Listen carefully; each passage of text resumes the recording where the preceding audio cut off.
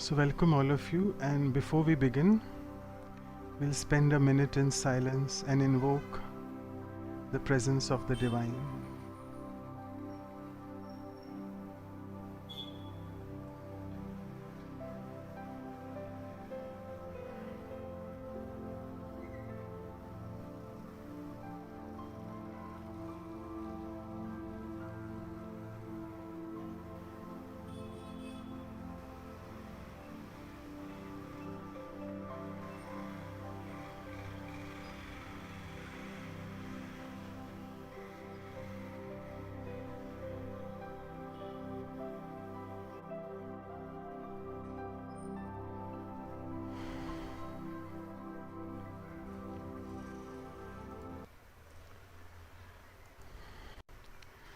So, welcome all of you to the Values for Life episode series, episode 45, this time on care and concern. We have Sister Jayanti with us, who's joining us. There you are, Sister Jayanti. Thank you so much for joining, and a big welcome. Thank you. And before we begin, I'll just give a brief introduction about Didi, and also today's episode is about care and concern. So Didi will probably also be telling us a lot about how to take care of ourselves before beginning to take care of others. And all of you know very well Didi Jayanti, so I don't need to really tell a lot in detail about her. But she has been with the Brahma Kumaris from the age of 19 years, and almost for the last 45-50 years now, she has been tirelessly serving the entire humanity with her what we call the Flying Angel title. A few other things about Sister Jayanti: that she is an advisor to the Council for the Parliament of the World's Religions, and also she is a member of the Executive Committee of the same, that's the World Congress of Faiths. And with the Brahma Kumaris, I must say that she is now the additional chief or the additional administrative head of the Brahma Kumaris, and all of you know very well that she is already the European director as well. And not many people also know that at a very young age, she's also helped to establish a few BK centers, not only in London, where she hails from, but also in Hong Kong, the Caribbean, Japan, South Africa, and many European countries, of whom she is the director now. And Didi also represents Brahma Kumaris at the United Nations, and she has really participated in a lot of climate change conferences. I don't need to go in those details, all of you are already aware of that. And as always, before I give it to Brother Eric to formally welcome her, I'll just take a few more minutes and introduce Didi in the form of a small poem. So Didi Jayanti now serves the Brahma Kumaris as their additional chief, helping all the souls to liberate and arise from their grief. Her talks are amazingly transformational, though very brief, giving all the listeners indeed the awaited sigh of relief. Her pearls of wisdom are as if served on a golden reef, removing the ignorance and empowering in the self my belief. I now stop worrying about Maya, who's robbed me for ages as a thief, because listening to Didi, I have now emerged alive from my disbelief. So I'm sure Didi will help us strengthening our belief systems. And a few lines on today's talk, that is on care. So today from the talk, let's listen to Didi speak on how to take care. And in today's hectic life with each other, learn the art of how to share. Because nowadays people have on their minds many things to bear, as they find the journey of life to be a very expensive affair. So let's help each other with this by reducing the emotional fare, that's F-A-R-E. Meditation will indeed help us to face life with a dare, which will now feel beautiful and not anymore a nightmare. And now I can enjoy it like a small child playing, although in a spiritual fair, that's F-A-I-R. So with this brief introduction, I would now request Brother Eric, who's also joined us, who's the National Coordinator of Canada. And over to you, Brother Eric, for the welcoming. Thank you. Thank you, Manoj Bhai, and very warm welcome to everyone, actually, and especially to you, Didi Jayanti. I don't know how many times are you welcome with a poem like this, right? You must be used to dances, songs. Do you often get greeted with a poem like this? Special. Special, very special. As you know, Canada wants to be very special as well in its ability to love and care, of course. And so to join the poem, I could have brought a big bouquet of flowers, but I went again for my little favorite, which is a beautiful jasmine flower that comes from my balcony. And the fragrance can only match the poem of Manoj Bhai. As you know, it's a beautiful, beautiful flower with a very powerful fragrance. So welcome to your beautiful Canadian family. Zoom is making us worldwide at the moment.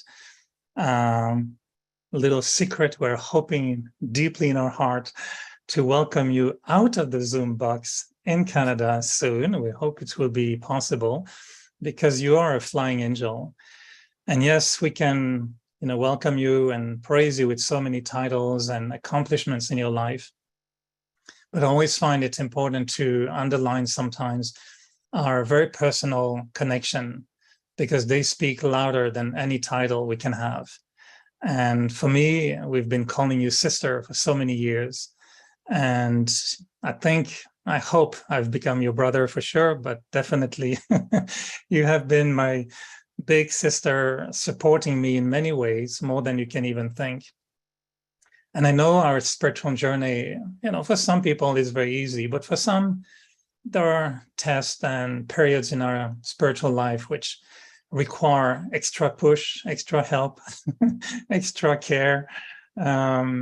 Someone we know how we can talk to, and we will get some words that will help us. And without knowing, I think many times you've been really present in my spiritual journey, and I know in the spiritual journey of so many souls. And today I can only feel that our love for one another as a family, as brothers and sisters, as God's children, is becoming the truth of our life. And for many years, it's been, a journey to become that. And today I can say after almost 40 years I've been knowing you, that the reality of the relationship is what sustains us, even without words. Yeah, the presence is nice. It's good to be present. It cannot be just mentally. But I think you have that art, Sister Jayanti, of being really a sister to so many of us. And I think that caring nature of a sister is unmatched.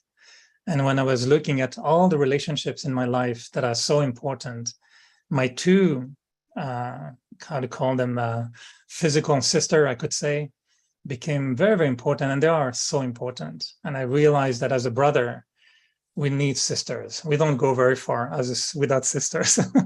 So thank you for being my spiritual sister and my inspirer many, many times, and also our guide in this organization, which is such a big family.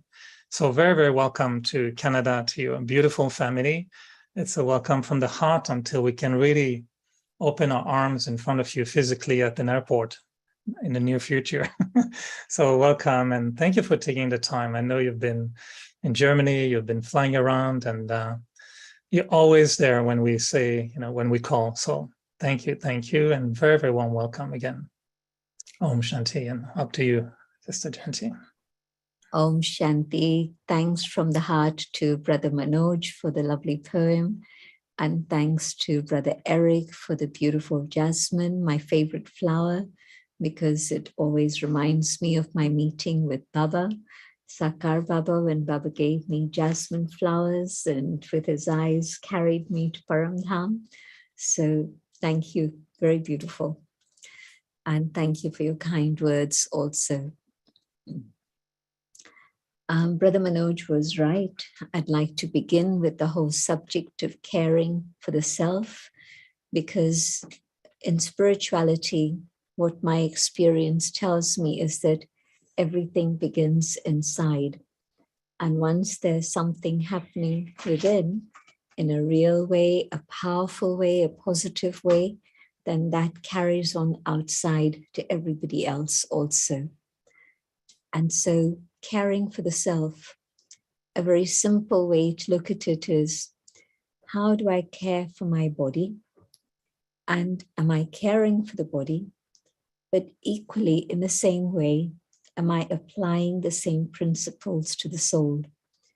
And so in terms of caring for the body, and not everybody knows how to care for the body anymore, but basically, you need to give it the right food, you need to give it the right water, you need to give it proper rest, and you need to give it exercise. And so these 4 ingredients, very important, but also, of course, sleep. You need to make sure that the body has enough rest, enough sleep. And applying the same principles to the spiritual growth and development, because if you don't give that 5 ingredients in terms of physical growth and development, something somewhere is going to be out of place and growth will be stunted and there'll be problems that arise in terms of health. Same thing with spiritual growth and development. The food that the soul needs is spiritual knowledge, which is true, which is real, which is the basis of our life. And then secondly, the water that the soul needs is the water of love. And that's going to allow it to be strong and healthy and flourish. And then you need to give it exercise and to keep our mind active and alert, to be able to reflect deeply on spiritual truths is absolutely vital. And then you need to give it proper rest, proper sleep. And in terms of sleep, that state of silence in which the soul is nurtured is that experience when I go beyond the body into that bodiless state and the experience of my home. And in that state, there is a real strength that accumulates within the self. And so these are the basic ingredients that not only for the body, but also for the soul. And so when I look at what's going on in life today for many people, we're becoming more and more aware of taking responsibility for our physical health.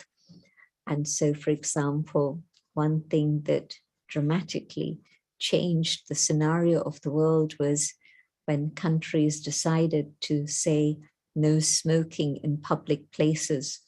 Whatever you do in private is your business, but at least in public places and transport, in airplanes and buses and trains and restaurants and offices, no smoking. And also at the same time, certainly in many countries, I don't think in India yet, but in many other countries, there's a warning on every packet of cigarettes that it could be lethal for health. So I'm seeing that that's one aspect. Another aspect is there's a lot more awareness of organic food, but not just organic food, but plant-based diet. I see that happening in many, many countries across the world now. And so awareness of the food and drink that I take in, awareness of whatever it is that I'm putting into the body, all of these things are part of this awakening consciousness of having responsibility for my own health, rather than just simply relying on a packet and or a box of tablets that I consume. But we know that there are things we need to do. We weren't so aware maybe 50 years ago, but I think we are today. And I see also more and more people interested in things like meditation, spirituality. And so that awareness is also rising as part of the awakening that's going on in the world. So it's a time for hope. It's a time for transformation. It's a time in which we can see how values and visions are being talked about everywhere. I remember many years ago, at the end of the 80s, when we'd just completed we'd just begun Global Cooperation for a Better World. We were having programs in which we asked people to share their vision of a better world. We were asking people to talk about the values that they felt were most important. So all of these things have been around now for quite a while. When we were thinking about it, a person who was from a corporate background said, nobody's interested in visions. That's all airy-fairy stuff. But within some months, we were seeing that certainly the people we were reaching out to and talking about visions were very touched by it. But within the next few months, most corporate HQs that I went to, they would have a whole board in their reception area or other public places that talked about the vision of the organization and the mission of the organization. So I'm seeing that these ideas of values and visions of better things to come, it's now around in the atmosphere, in the climate, in the air, and people are now more aware of these things. So caring for the self on a spiritual level, I see that more people today are aware of the need for this than ever before.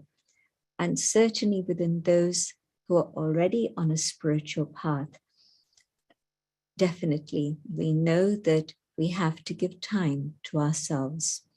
And if we just simply focus on our responsibilities in the world, but also if we just simply focus on service of others, what happens is that we run out of steam. I won't say burn out, but certainly that enthusiasm, that spirit, that zest, that disappears. And then things become routine and mundane, and you don't travel far on the spiritual journey if that's how it goes. But caring for the self, and a very simple formula that we've been given. Begin the morning with silence. Feed the mind with nourishing thoughts that can guide you and be your compass for the day. And do what you need to do in terms of responsibilities. But again, in the evening, make time for yourself, for quiet time, time for spiritual input with family, with friends, with whoever, and go to rest in that spirit of inner awareness and inner consciousness. And the rest that you will have will be very much calmer, deeper, and restorative. It will definitely make a big difference. And so I know that most of the people I'm seeing on the screen in front of me, but maybe, of course, there's hundreds that I'm not seeing, but many of you are already into this lifestyle in which mornings are devoted to spiritual consciousness and care for the self, and then evenings also time for the same. But what about the day?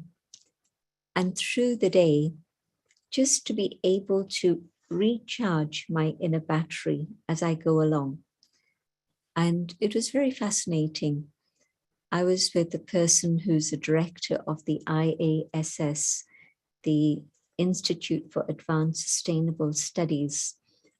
We've become good friends through many years now, various connections, but he was telling me, and of course we just meet at usually the climate change conferences and not so often in between, but he's in Germany, so this time I did have time with him.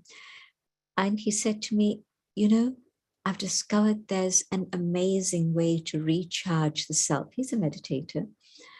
And he said, I take just 3 minutes for myself every so often through the day, and that recharges me immensely. And it doesn't take long to get into a meditative state. It just takes a minute. So in a minute, I go into that state. I have a minute for myself, and then I come out of that. So 3 minutes is enough. And I was with a few who are also Brahma Kumaris family. And so the three of us looked at each other and smiled. And I said to him, you know something? This is something we've been doing since 1977. And he was so surprised. And I said, we call it traffic control. Then I explained, it's time to stop the traffic in the mind and just to make that connection with the source and draw that power. And he said, well, who told you to do this? And so I told him it was in one of the messages we used to receive from the through the trance medium, Dadi Gulzar, and it was a message from the Supreme.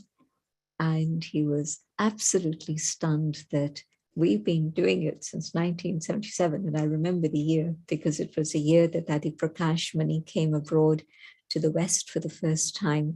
And so when she'd arrived in Tennyson Road, she'd said, the little house that we have there still, but she said, how come you're not doing traffic control?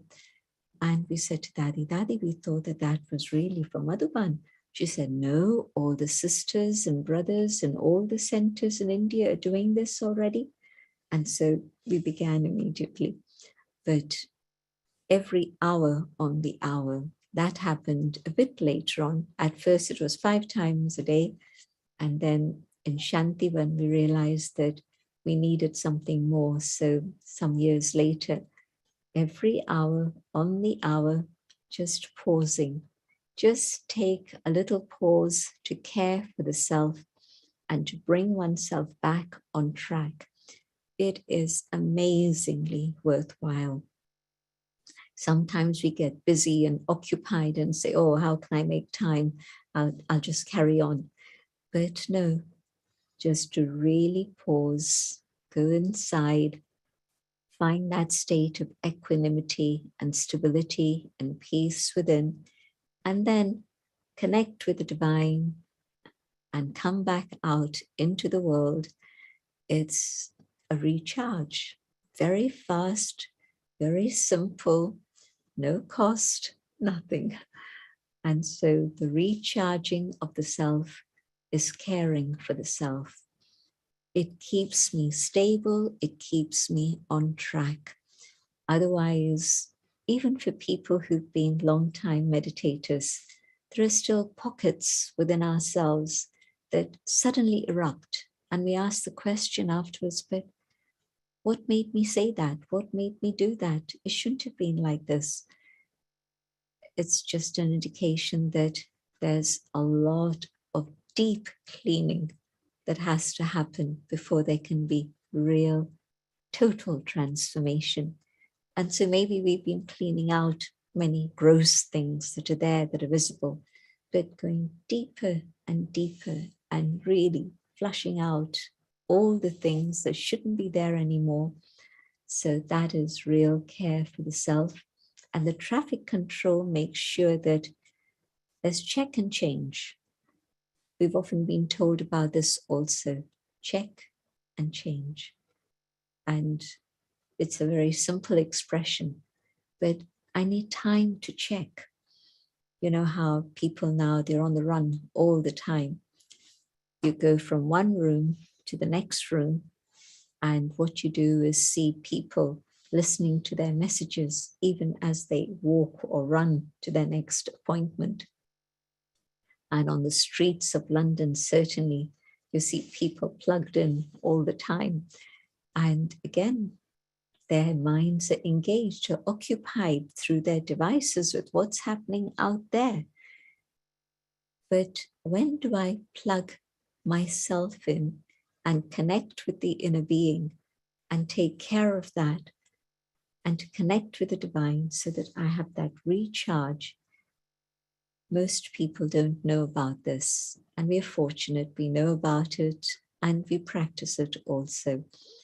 And so traffic control is absolutely a vital part of my journey to be able to care for myself. And all the extra things we do, the extra meditation, the retreats we have, the opportunity to go to Mount Abu that we get, all of those things are extra.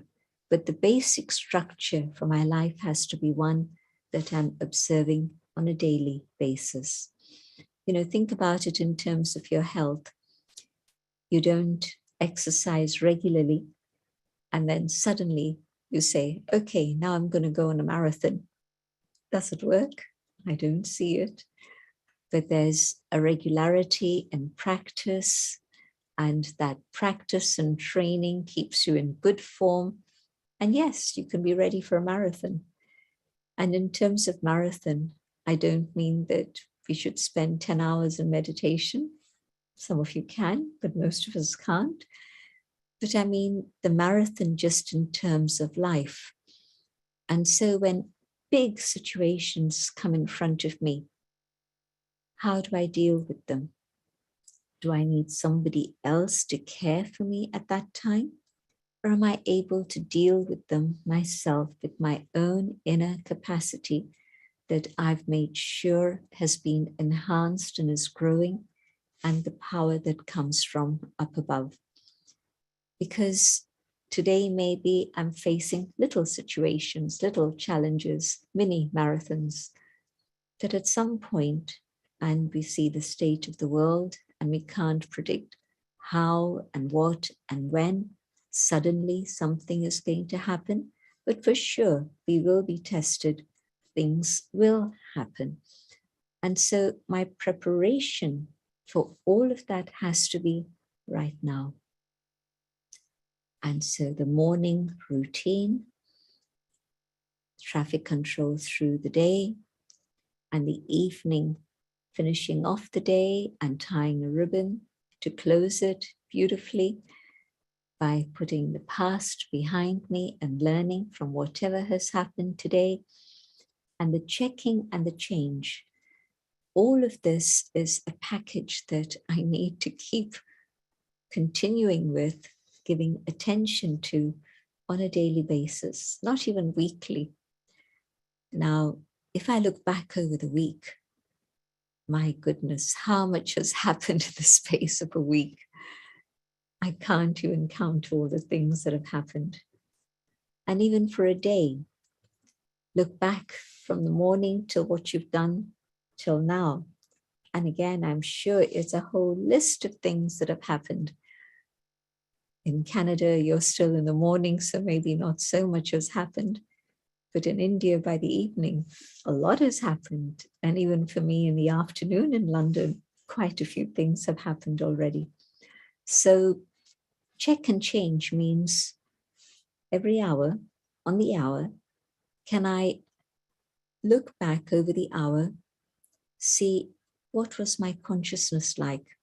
Did I forget my inner identity and get trapped into the consciousness of the limited identity? Are there things that I said that I shouldn't have said? Are there things that I could have said, but I wasn't quick enough off the mark? I wasn't sensitive enough to be able to offer support. And so it could be interpreted as lack of care for another, but I just wasn't quick enough to spot it. So every hour, on the hour, in this period of traffic control, it's many things. Yes, going inwards, checking my feelings, my emotions, stabilizing those, checking my consciousness over the last hour so that then things can be better for the next hour. So this critical period of 3 minutes, checking and changing with the power and the help of the divine, is absolutely critical to our care for the self. Sometimes as we journey on our spiritual life, we forget simple things, or we feel, well, they're not so significant. And if I skip something or another, it doesn't really matter. But I know that the Dadis were very particular about this, and that regularity, consistency, and attention on the self is all that is needed. It's not hard work to move forward spiritually, but it does require consistent continuous attention. And so am I willing to give myself that attention? You know, when you love someone, you prove it by giving them your time, your love, your attention. Same thing. If I want to love others, I have to learn to love myself, which means giving myself time and attention and focusing on what is needed for the self and changing through all of that. So that sets the scene, in a sense, of my own inner state. So concern then, I don't need to be concerned, but I do need to care, because then all concerns will have been addressed. And then when I find that I'm spiritually strong and healthy, then I can care for others also. Caring for others without that inner strength and that capacity, I don't have the possibility of really looking after them in the way that is needed.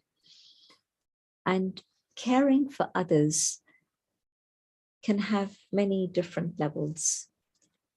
Caring for others means making time for them. That maybe is the most critical factor. And in today's world, time is very, very precious. Too many things to do and not enough time in which to do them. But also, what is it that's occupying my time? Sometimes I hear people say they have no time, no time, no time. And then I discovered that evenings they're sitting down and they become a couch potato and they've switched on the TV and that's it. 1, 2, 3, minimum 3, maybe longer. Hours go by just being drugged by what's happening on the screen. I say it's like a drug because the impact is that you think that you're relaxing, but actually it's cutting you off from being in touch with others around you, cutting you off from being in touch with yourself, and it's putting you into a bubble, a little bubble of isolation in which everything that's coming at you is washing. I suddenly remember that Eric is deeply connected with television, but I'm sure he'll also agree that that's what it is. It dulls the senses. So am I using my time in a worthwhile way? If I'm not, then maybe I can start changing that and seeing what is it that's really worthwhile. And then, yes, I'll have enough time for self-care, but I'll also have enough time to be caring for others. Now, making time for others, but also sometimes it needs just your presence and your company. Sometimes it needs you to share a lot from your heart. Sometimes it's needed to be able to listen. They don't want your advice. They just want a compassionate, empathetic, listening ear. That's it. But you being able to do that with all your love and humility is going to help them hugely. Sometimes they want somebody to do their shopping for them. Sometimes they want somebody to take them here and there.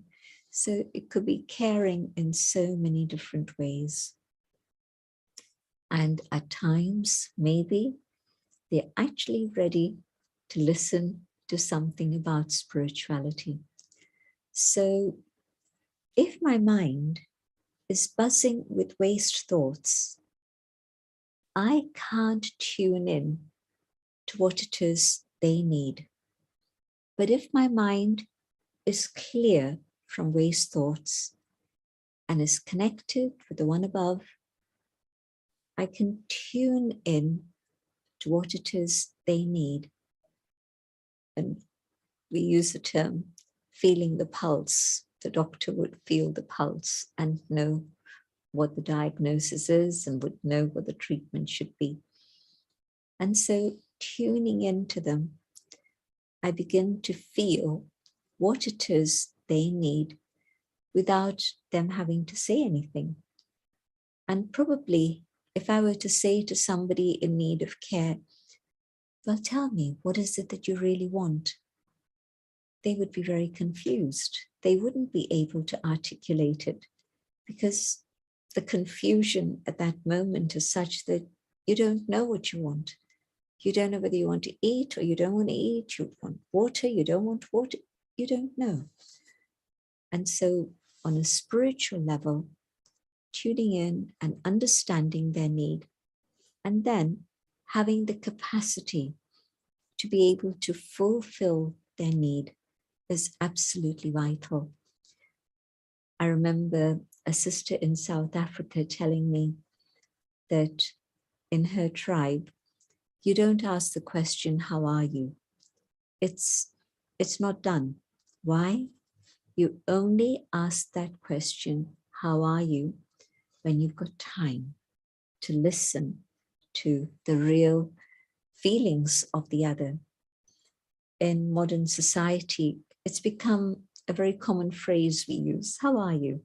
And you expect that the answer to come back would be, I'm fine, thank you.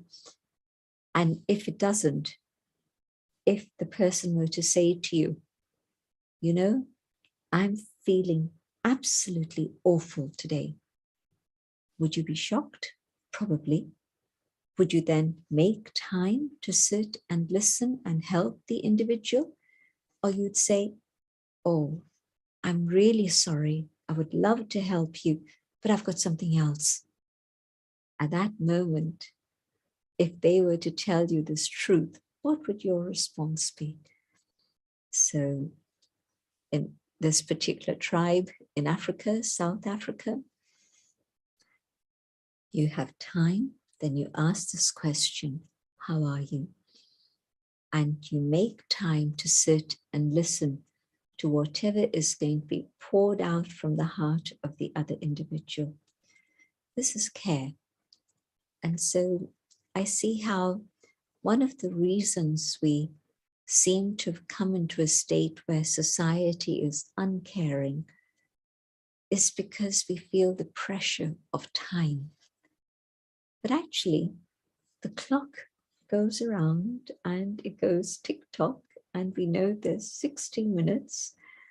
And how I use those 60 minutes is my choice of making things a conscious priority. I can do that. There are things that I can do later, things that I don't need to do at all. And so in caring for the self and others, time management and being the master of time is more important than perhaps anything else. And then, of course, to feel the pulse, to be able to tune in and see whatever is the need. But making time for myself to care for myself, first step. Second step, making time for others is vital. And so maybe it's just listening. Maybe it's giving them good vibrations. Maybe it's saying something uplifting to them.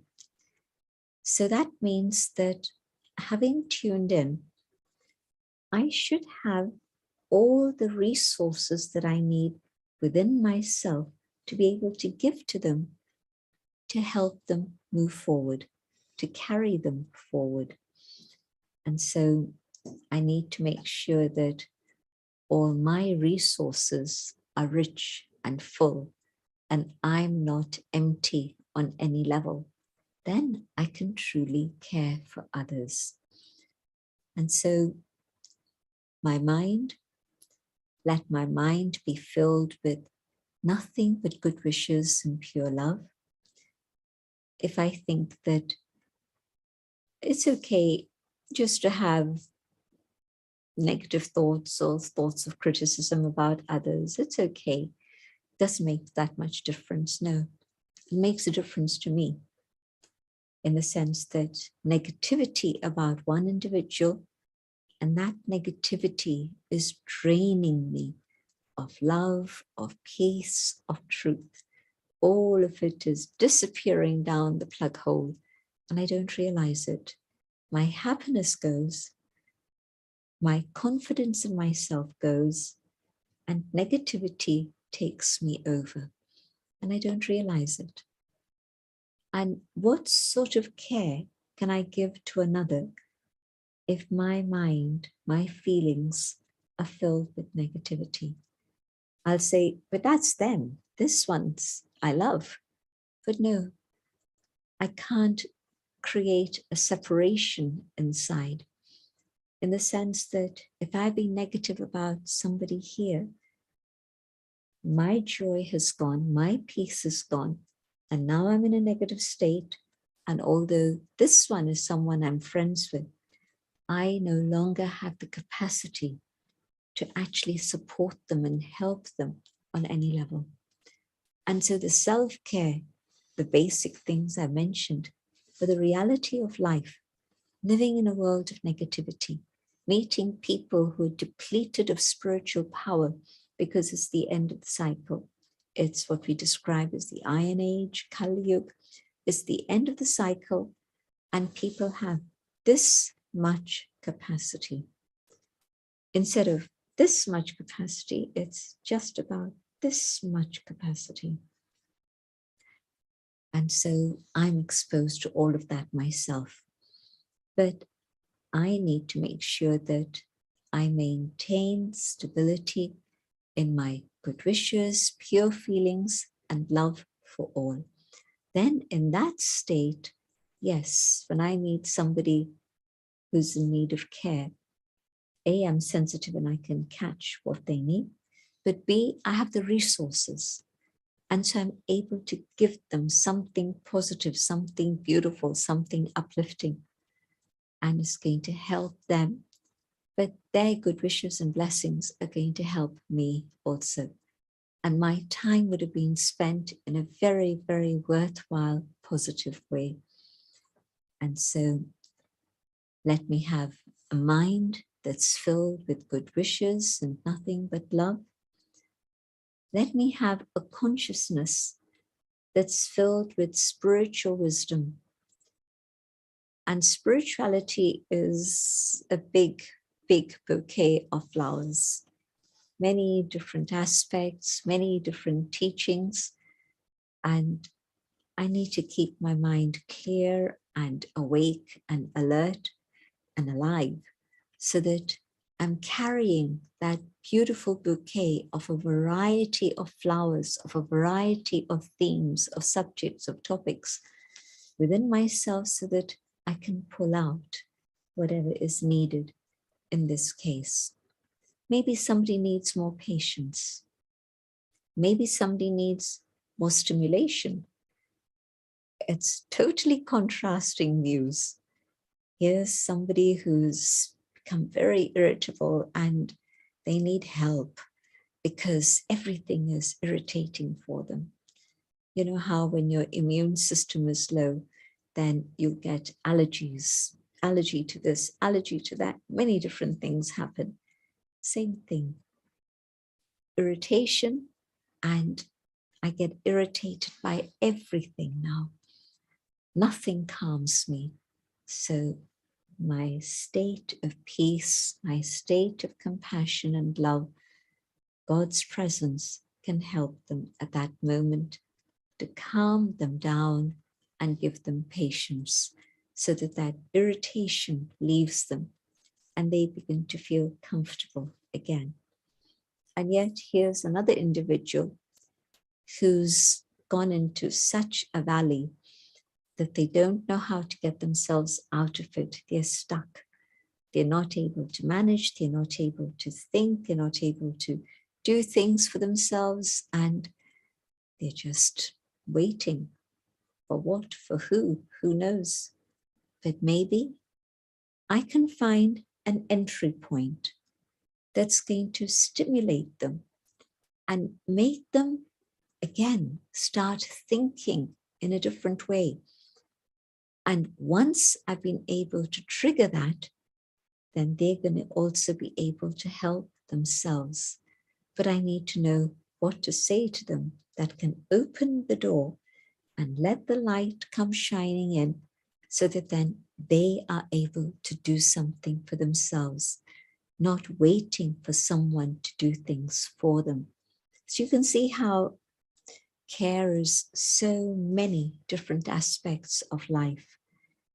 And so far, I've just been talking on the emotional and spiritual level, but all souls, so many people that you know, that we know, are in need of that spiritual attunement, so that then they can receive the help that they actually need at this point. And then beyond that, there's also physical care and a need for that. If I can't do something for them, can I make arrangements for some help to be given to them so that they have the resources they need? Can I just look at them and say, well, yes, I know that you need somebody to help come and clean your home. I know you need somebody to provide you with prepared food, the right type of food. And then turn my back on them and go away and get on with my life and business as usual. I don't think that's care. And I can't say, oh, I was so busy that I forgot. That's not care.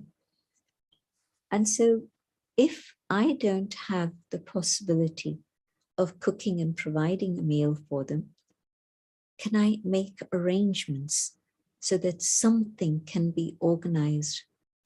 And it's very interesting. I've seen that in the developing world, there are people who are ready to do things for others. I can't do it, but I can ask somebody else to do it. There's an extended family network, and I just need to find the right people. And the developed world, many people in the developed world know that there are agencies that are set up. There's a social structure that can give whatever is needed. And so drama, destiny, whichever part of the world I'm living in, some arrangements can be made. But it needs that big, generous heart that's not going to forget and say, I'm too busy. That's not going to forget and say, well, that's their business. Let them look after themselves. No, I take a step towards doing whatever is needed. In terms of COVID, the last couple of years, we did two things at the center that really supported people. Every Thursday and Sunday, we would provide bhog, a holy offered sacred food, and there would be kind people who would distribute this to the people who are normally daily students. So Thursdays and Sundays, we were cooking and packing food for 400 people. These would be the people who would normally be coming. And so it was then taken by different people to different neighborhoods and distributed there. For those people who received those packages, their love was intensified. Their feeling of family was kept alive. And so when the doors did open after COVID, they came back with such love. And during the period of COVID, they also made sure that the center had everything that we needed here. There was abundance. That is care. If you care for another, then definitely the return of that is that they care for you. And if it's not this person, I'm giving to this one, and maybe they don't have any capacity to care for me, but another one who's observed this will say, I know that you give help. Let me care for you so that you can care for others. The other thing that was happening at our center was we have a whole network of people living around us. And normally, and I'm not suggesting that this can happen at every center. I know it can't. But just as an example, if it's a little center and you know there's one or two people who are alone and they can't go shopping, they can't cook, well, maybe you could do something to offer something. But in this case, there's a whole group of people around us, and every day food would be delivered to them by one of the brothers who was here in the center. And so physical care, spiritual care, emotional care, every human being needs all of these things. I can't just say, well, I've shared spiritual teachings with everyone. Yes, that's absolutely essential, absolutely vital. But I also need to think about other things. Emotional care. Can I provide company and friendship and lend an ear? Maybe that's all it needs. And then physical help also at a time of need. So I think that the important thing is that if I'm caring for myself, I'm strong, I'm healthy, my capacity has increased, and I'm in touch with the divine, I'm able to pick up whatever is the need and be able to either provide whatever is needed or make arrangements so that others can give the help and support that is needed. Sometimes when it's emotional support, maybe you personally can give just the hour that you have now. But this person needs support every day for at least this period until they're over the hump. And maybe then I can arrange for somebody else who can give them that time every single day for a short while. It's not going to be forever, but for a short while that is needed. So being concerned about others can manifest in so many ways. And being a caring person means really having a big, big heart like the one above. And I think about how I have been cared for with such love by so many instruments in so many different ways. It makes me realize that there's also a return I have to give, and to care for others is my responsibility, not just to care for the ones I'm drawn to. It's easy to care for one or two or three, but can I care for a bigger family? Can I be available for a bigger family? And so I think that the topics that have been chosen this year by the Brahma Kumaris for their subject for conferences in India and across the world is kindness and compassion. And care, in a way, optimizes both of these things. The kind heart and the compassionate heart that's able to manifest that care in a very practical way, in whatever way is needed. So I think it's a very timely subject. The Corona period was one in which really the human family did come together and offer a lot. But one of the things that's been understood now, we were aware of it to a certain extent during the Corona period, but now, of course, there's been a lot of research done and surveys done. And for example, I was in Berlin, and a woman who's a psychologist who works with the government, she was saying how there'd been a survey done of 6,000 people. And what came out most strongly out of that survey of their experiences during Corona was loneliness. And the situation where mental health really had deteriorated. Well, we knew that. And so how many of us lifted the phone to speak to people we knew who were alone? Okay, lessons learned from that period, but can I apply them now? Even now, there are some people who need that attention, that love and care, and a phone call, even for 3 minutes, would make such a difference to them. And so have a big, big heart, a heart that's open to be able to understand the needs of others, and the care that is there within the soul will then be expressed in the way that is most needed. Thank you for your attention. Om Shanti. So thank you so much, Didi. It was amazing. We really understood a lot, very broader perspective of care and concern from the talk today. And as I see a few questions in the chat box, the first I would take is actually a quote. And someone also said a question related to that quote. So I'll say the quote first and then the question. So the quote says that taking care of myself doesn't mean me first. It means me too. So sometimes self-care can be a lot of self-indulgence. So how do I know where to draw the line, whether I'm caring for myself a bit or too much? I think this is where spiritual wisdom is very important, because when I'm aware of the inner being, the soul, the spiritual identity of the self, I'll know whether this is now moving to indulgence or whether really it is what I need to give to myself.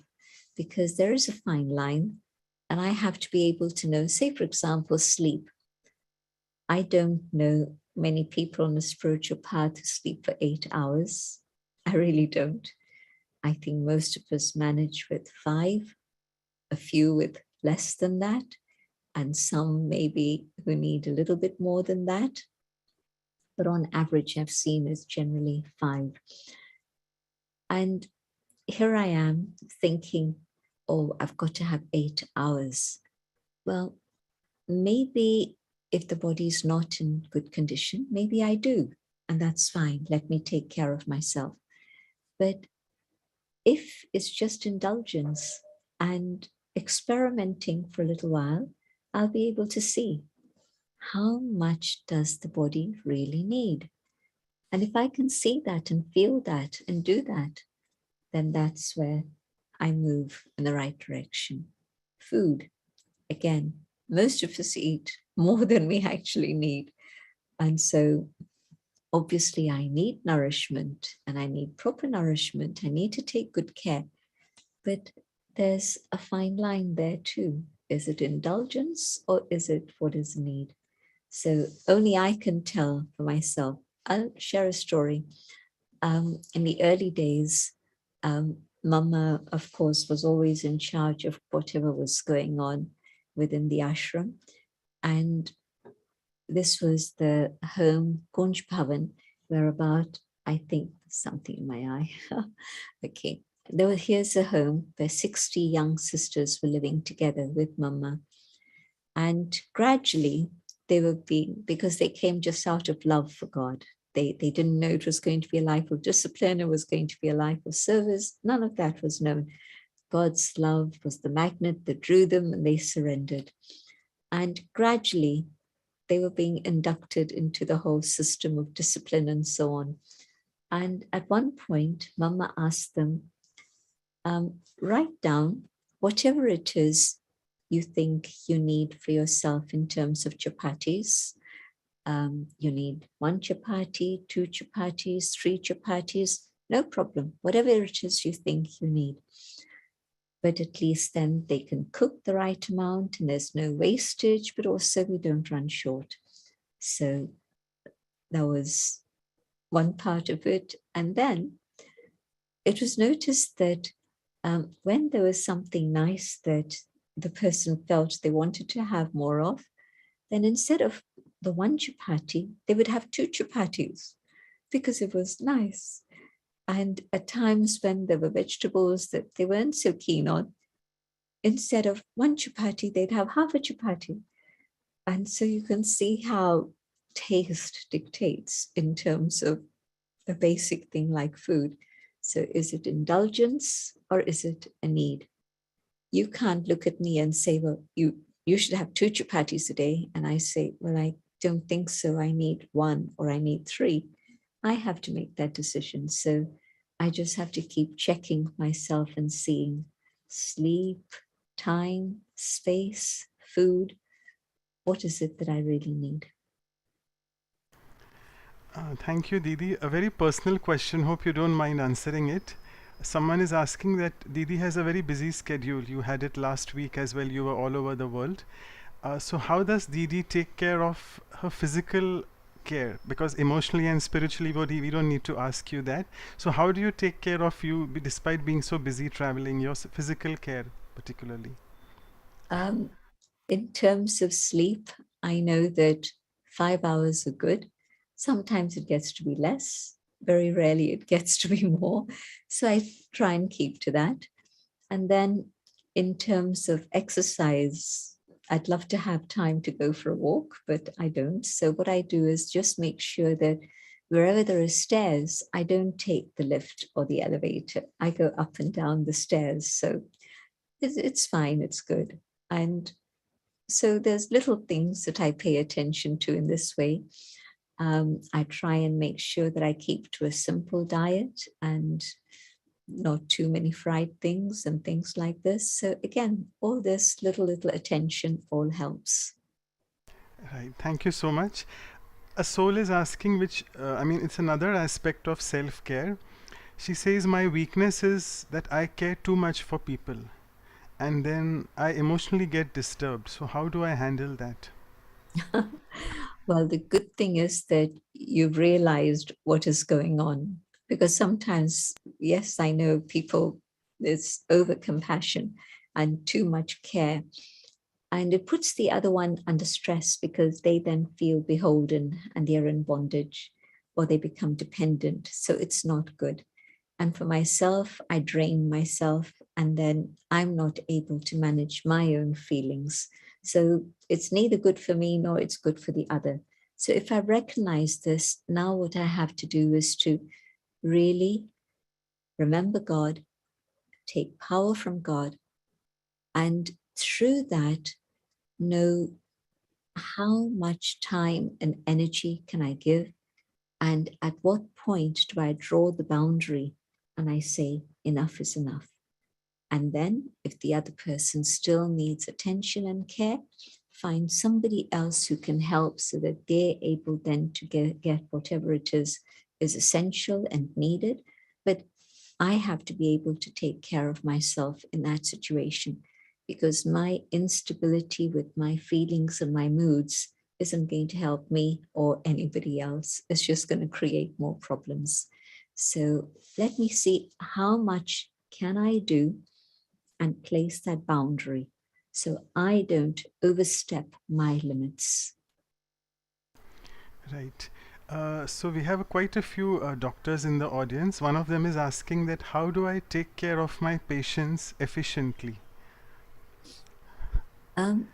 You'll probably find that if you begin to meditate, then when the patient is talking, you're focusing more with proper attention so that you understand their need.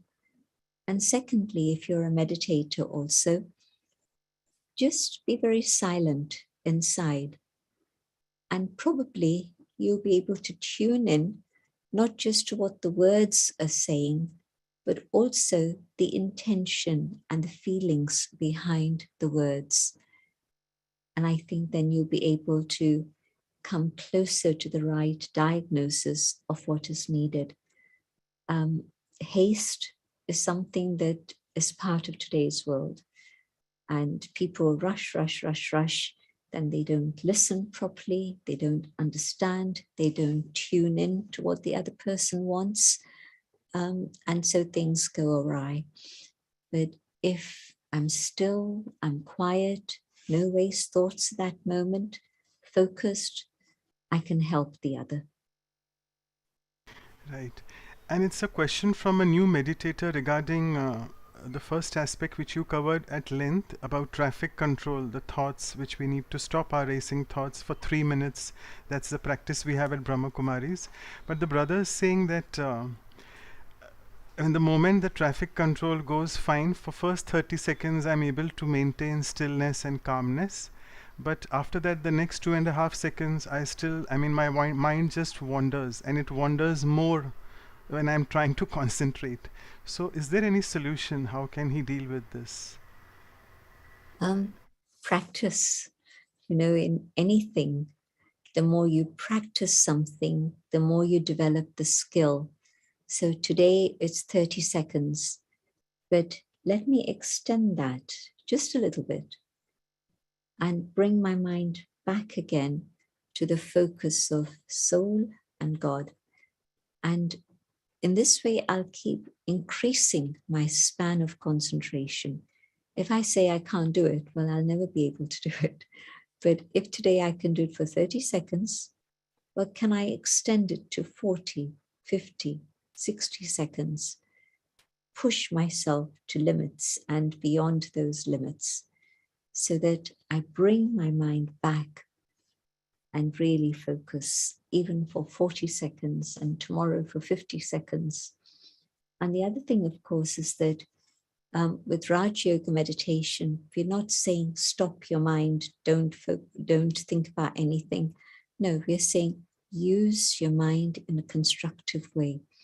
And so probably if you start listening to the morning lesson and taking the blessing, well, in traffic control, I'm soul conscious, I'm connected with God, and then reflect on the morning blessing so that 3-minute span is used in a worthwhile way.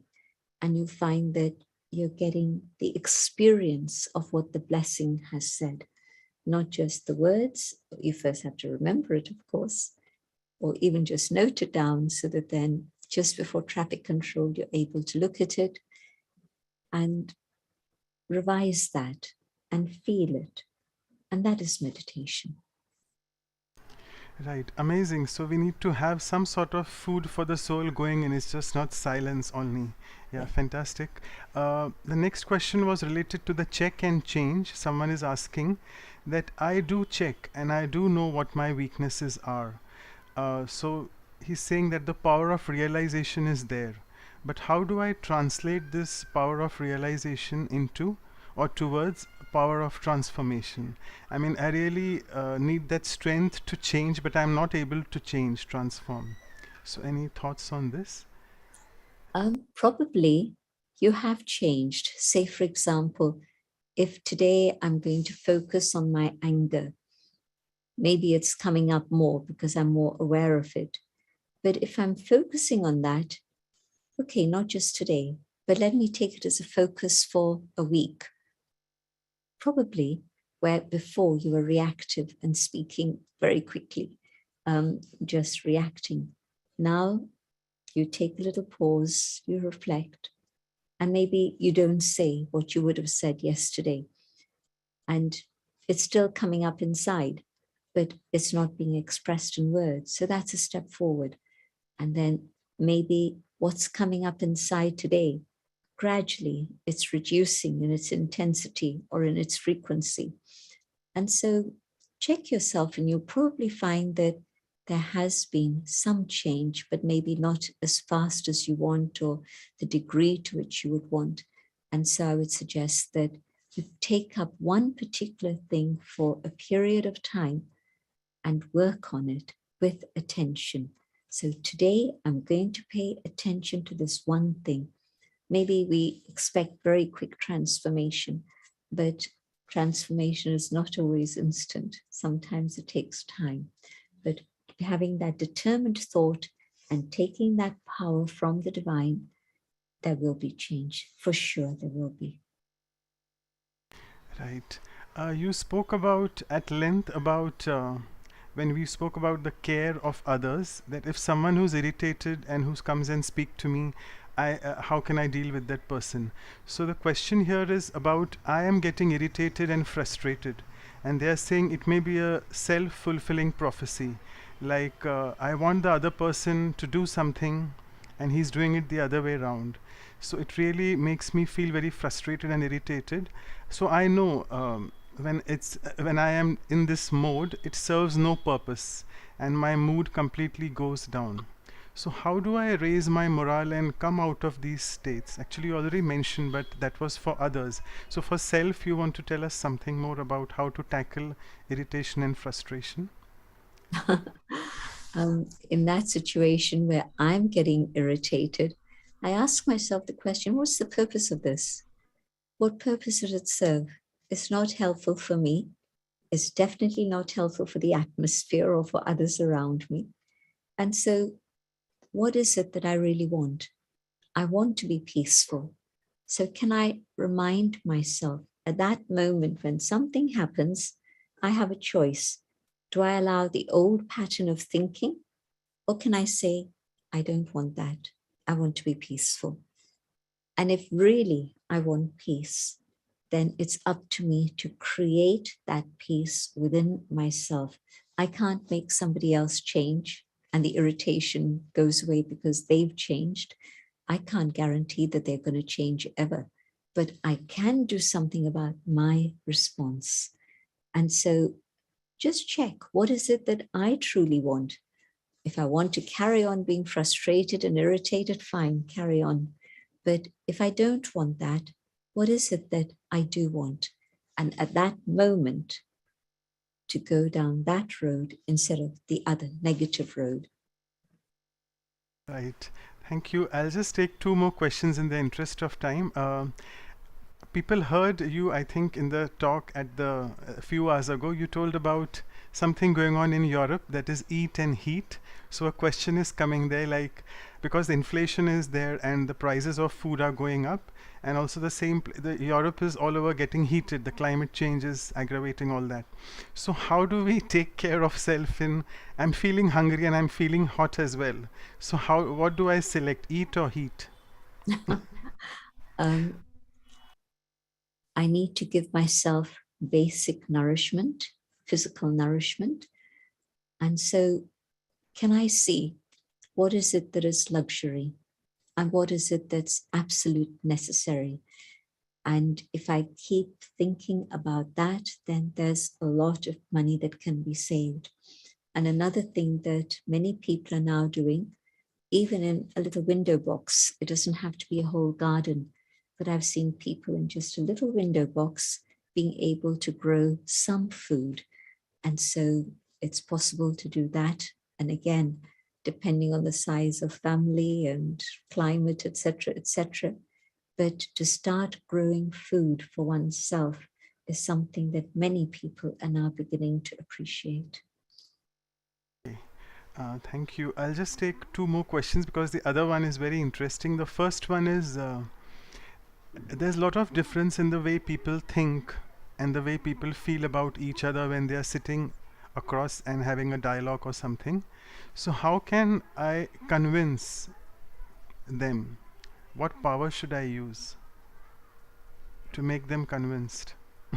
Feel convinced. Convinced of what? Convinced that we should meet About, and yeah. I mean, whether dialogue? I think it's convincing about my maybe sort of advice or something, my suggestion. Forget it.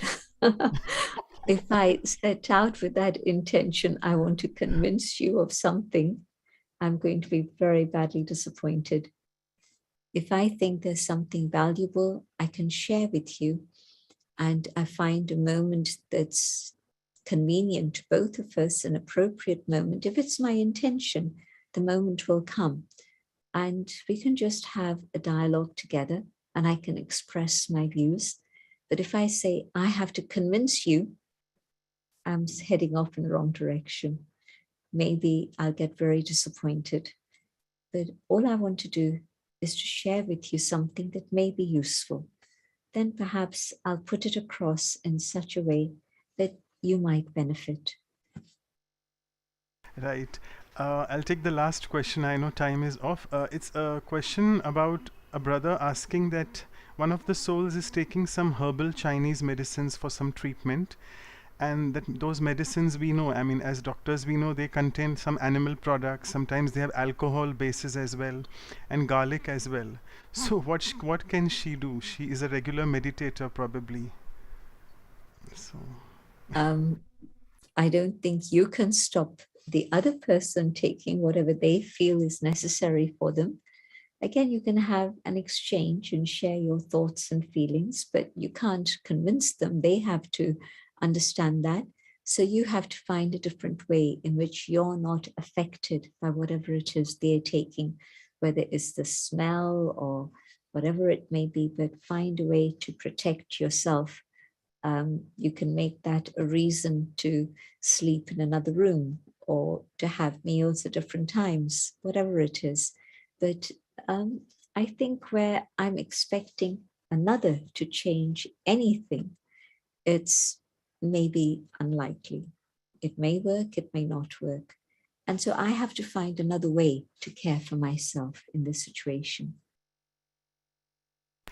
I'm sorry, I'm just taking one more because it's a spiritual question. A spiritual seeker is asking that how do I strike the balance between self-care and service, spiritual service? Because when I'm doing a lot of spiritual service, I don't have time for self-care.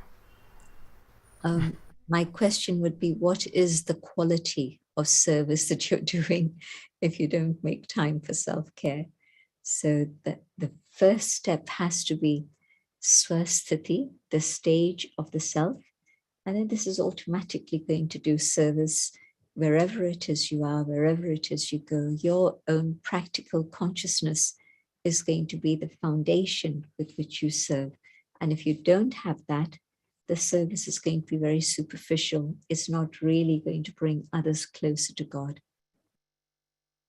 So thank you, Didi. Taking care of the self is on the priority. That's the first thing. Yeah. So first of all, let me immensely thank you, Didi. I must say, sharing is caring. You have shared so much of wisdom with us, and you're always very caring and answering all our questions so patiently. And with this, I would now request Dr. Ashok Mehta to please go ahead with the vote of thanks. Yeah, over to you, Dr. Mehta. Yeah.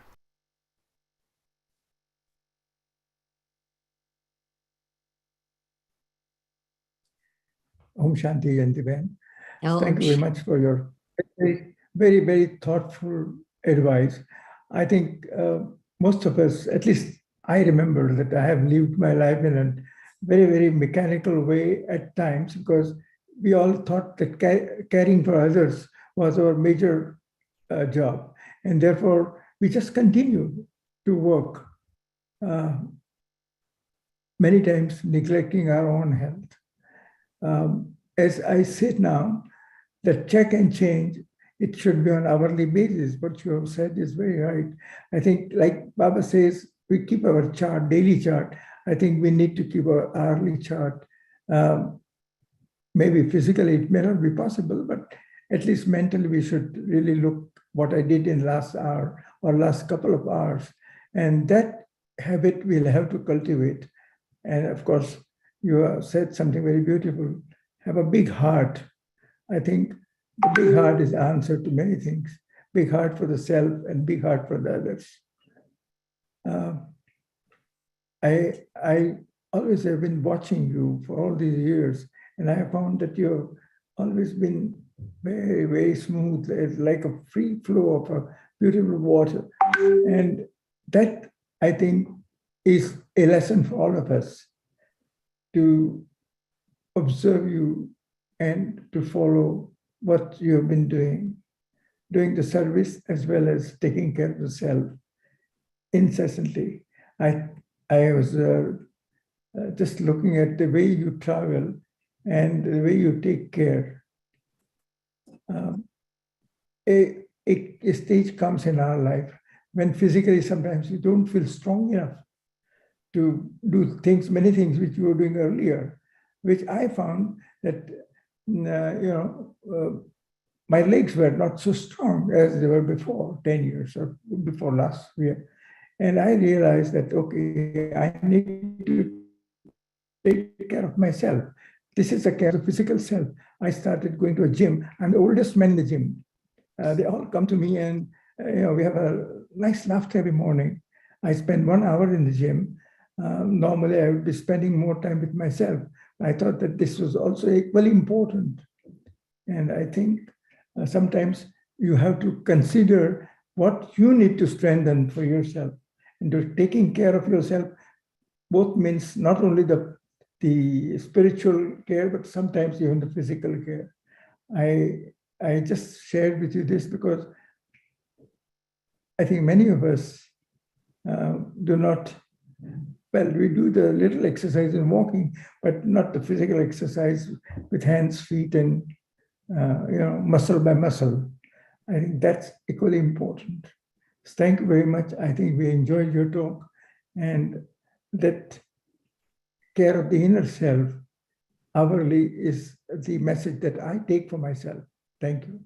Om Shanti. Thank you, Dr. Mehta. And can I request quickly, Sister Claudia? Yeah, over to you. Yeah. To unmute.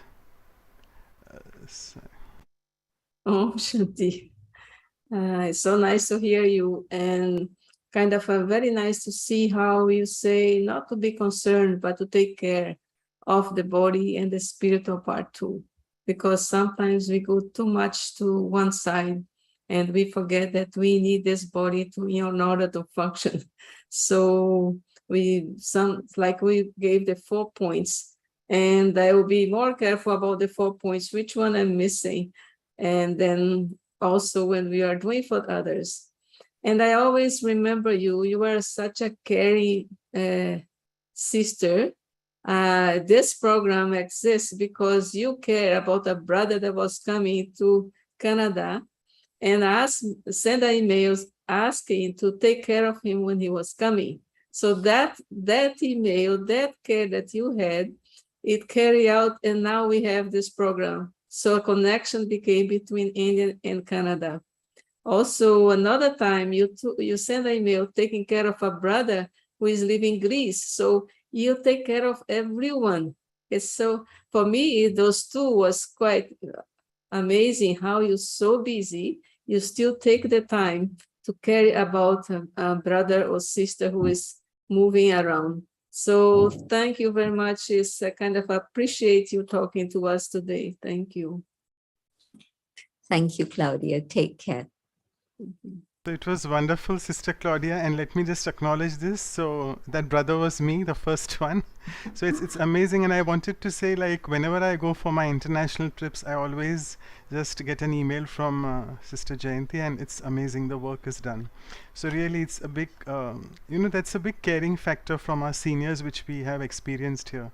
So immensely thankful to you. And also another thing, when I approach Jayanti Didi for anything, for any talk, though we are able to shuffle the dates according to availability, but she never says no, it's always there.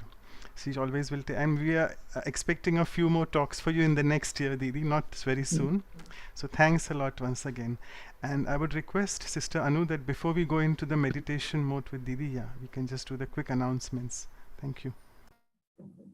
Om Shanti, I extend heartfelt thanks to Didi Jayanti from everyone. I'm sure it's very, very life-giving, very helpful.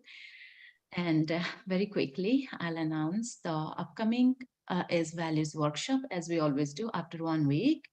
That is again on care and concern. So we'll do experiential exercises in the first 1 hour, and in the second hour, we'll have Sister Dr. Jenna from USA. She will take us through insightful talk and meditation again on care and concern. I think it's a really important subject to expand and understand and imbibe. So it's 13th of August, Saturday morning. Evening 7:30 p.m. for India, that's morning, 7 a.m. for West Coast, US, Canada, and for Europe, again in the afternoon, please note. And our power series is continuing. So we have Power to Face, Samna Karne Ki Shakti. For that, we'll have Dr. Savita Didi from Madhuban. She is the Senior Raj Yoga teacher and National Coordinator for Women's Wing, RERF, Mount Abu, India. Happening on 14th of August, Sunday. That's India time, 8:30 p.m. And that's morning, 8 a.m. for West Coast, Canada. So please note.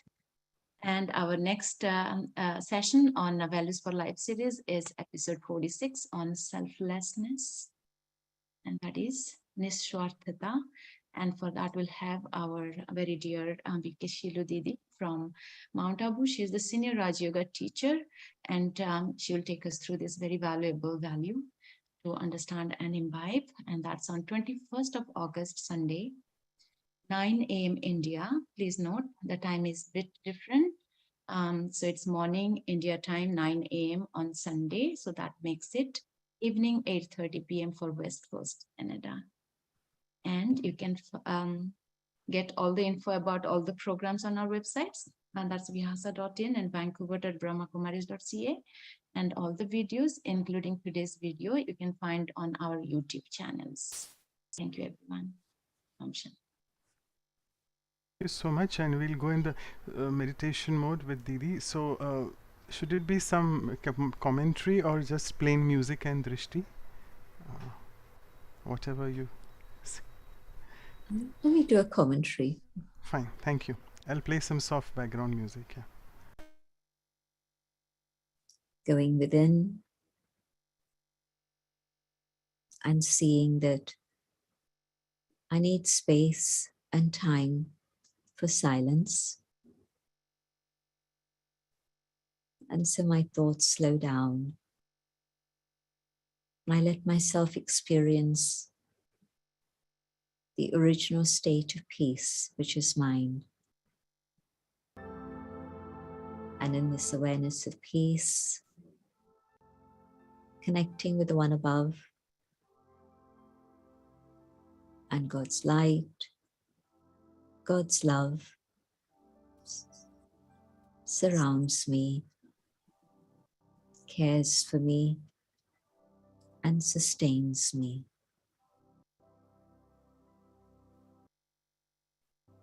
I absorb the loving power of peace and silence, the power of love.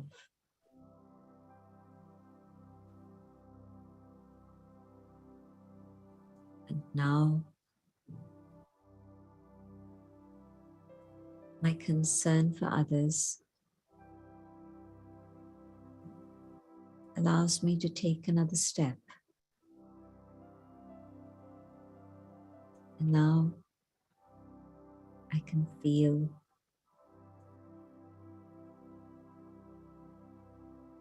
the light from above is reaching not only me, but is reaching out and touching the entire human family.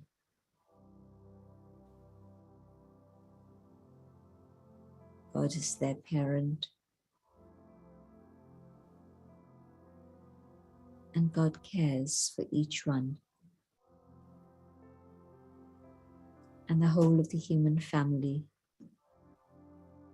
is filled with God's light and love.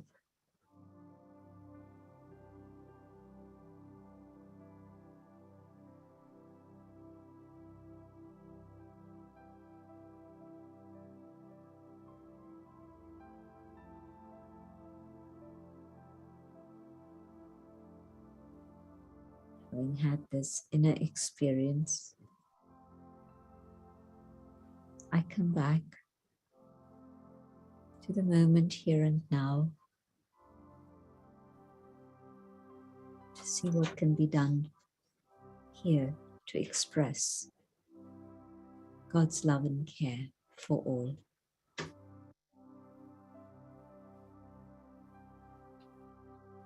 Om Shanti.